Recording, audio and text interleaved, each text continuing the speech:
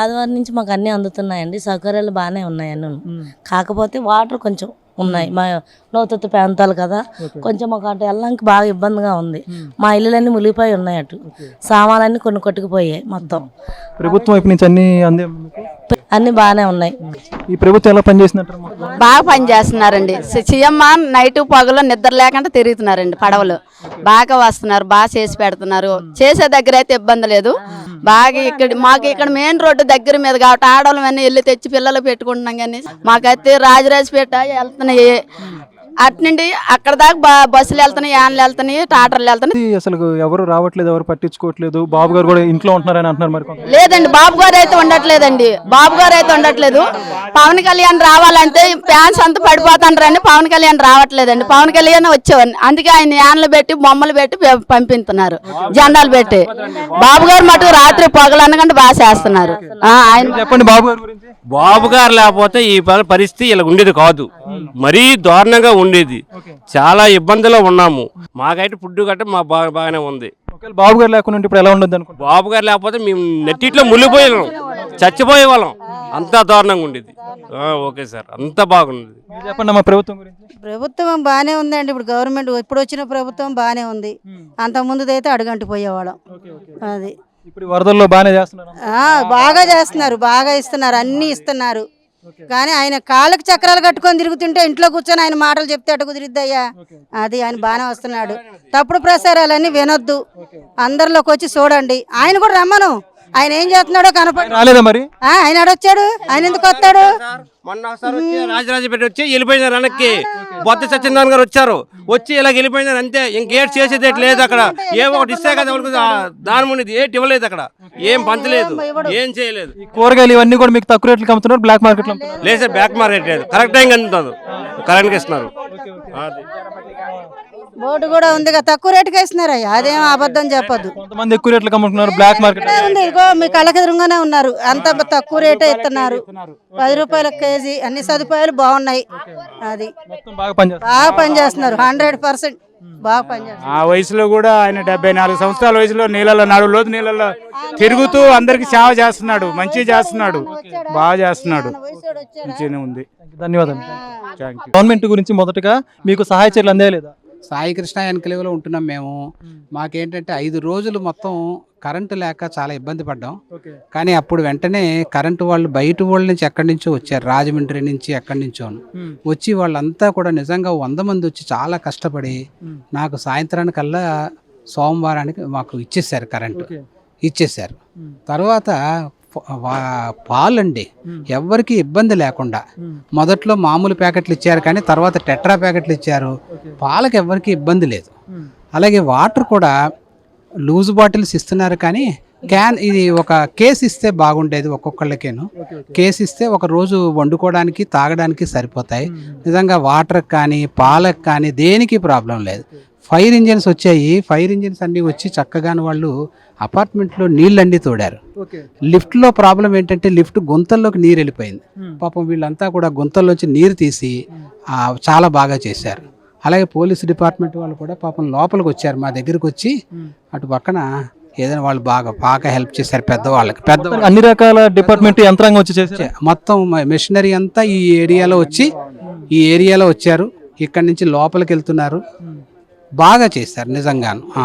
లాస్ట్లో ఇప్పటికి కూడా ఏమైందంటే భుజం లోతు నీళ్ళు వస్తున్నాయి, వాళ్ళకి వెళ్ళి సాయం చేస్తే బాగుంటుంది. పర్టికులర్గా నిన్న సాయంత్రం నుంచి వాళ్ళకి వాటర్ వచ్చింది. వాళ్ళు వెళ్ళిన వాళ్ళు వెనక్కి వచ్చేసారు.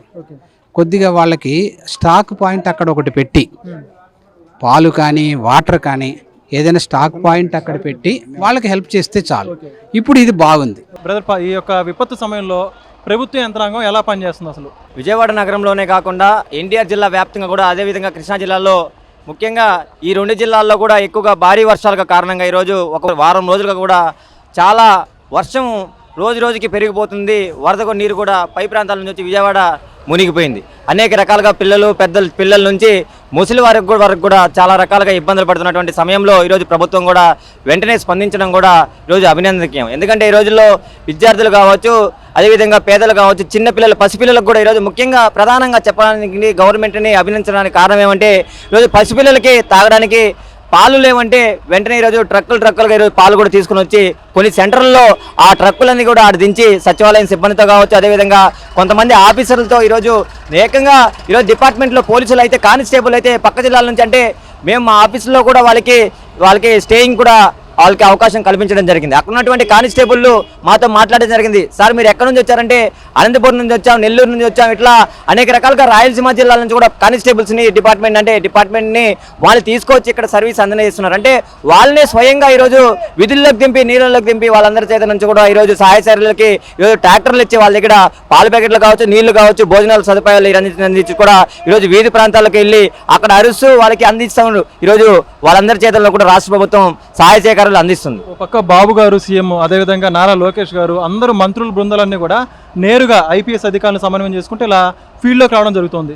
సాక్షాత్ ముఖ్యమంత్రి ఇలా వరద బాధిత ప్రాంతాల్లో పర్యటిస్తున్నారు. దీన్ని ఎలా అర్థం చేసుకోవాలి? ఇక్కడ స్వయంగా నేను కూడా కలెక్టర్ ఆఫీస్లో అంటే ఇక్కడ ఒక పక్క నీట మునిగి తేలుతున్నటువంటి వరద ప్రాంతాల్లో ఉన్నప్పటికీ విద్యా సంస్థలకి కొంతమంది సురక్షిత ప్రాంతాల్లో ఎవరైతే విద్యార్థులు ఉన్నారో వాళ్ళకి మేము కళాశాల నడుపుతున్నాం, కళాశాల యాజమాన్యం మేము కళాశాల నడుపుతున్నాం, ఎవరైతే బాగున్నారో వాళ్ళ కళాశాలకు రావచ్చు అని చెప్పి యాజమాన్యాలు కళాశాల నడుపుతుంటే ఏఐసెఫ్ నాయకత్వం కలెక్టర్ ఆఫీస్కి వెళ్ళి మెలుతు పత్రం ఇస్తూ వాళ్ళు రావడానికి కనీసం వాళ్ళు వచ్చినప్పటికీ వేసుకోవడానికి బట్టలు లేవు, చదువుకోవడానికి పుస్తకాలు లేవు, అన్నీ కూడా నీటి మునిగిపోయినటువంటి పరిస్థితిలో ఉన్నారు.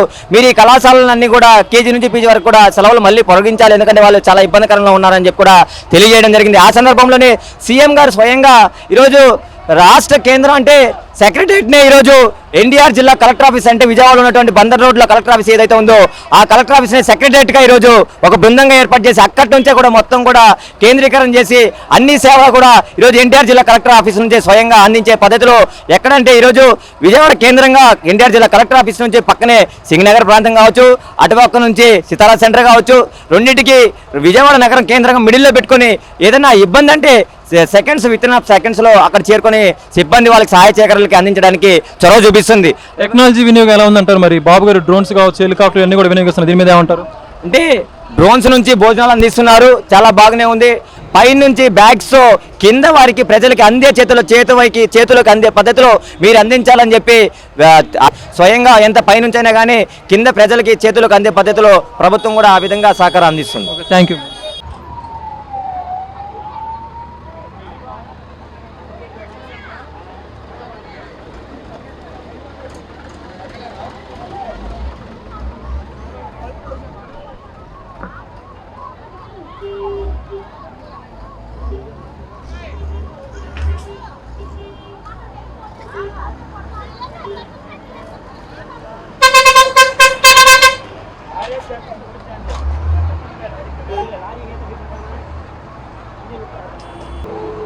Yeah.